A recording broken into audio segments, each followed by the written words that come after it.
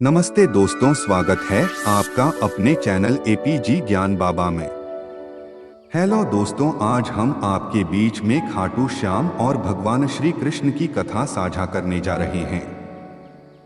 इस कथा में आपको कृष्ण के दो पात्र देखने को मिलेंगे और कथा को विस्तार से बताया जाएगा।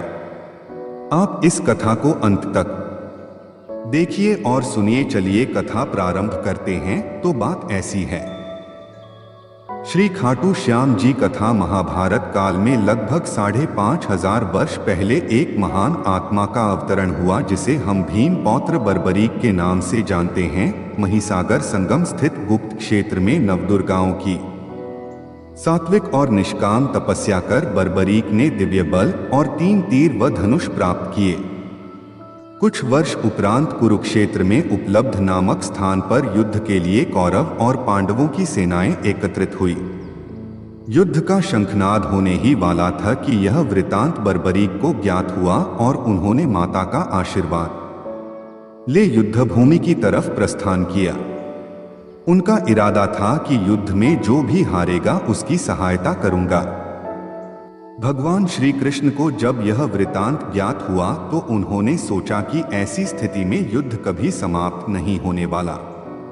अतः उन्होंने ब्राह्मण का वेश धारण कर बर्बरीक का मार्ग रोककर उनसे पूछा कि आप कहाँ प्रस्थान कर रहे हैं।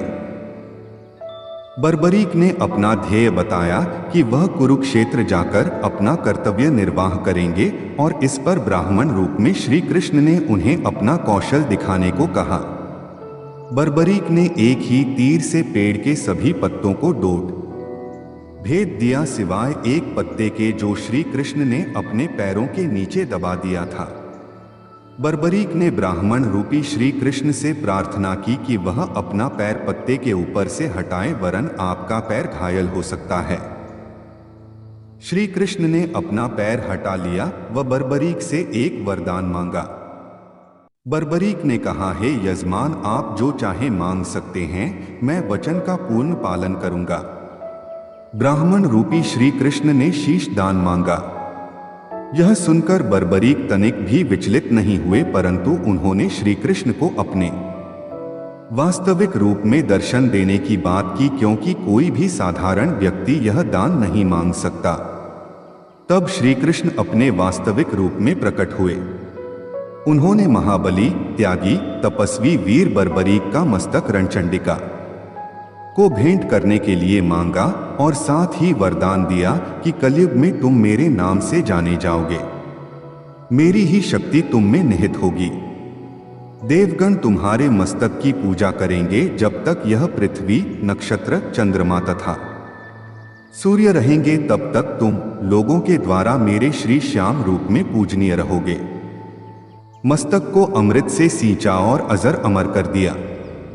मस्तक ने संपूर्ण महाभारत का युद्ध देखा एवं युद्ध के निर्णायक भी रहे। युद्ध के बाद महाबली बर्बरीक कृष्ण से आशीर्वाद लेकर अंतर्ध्यान हो गए।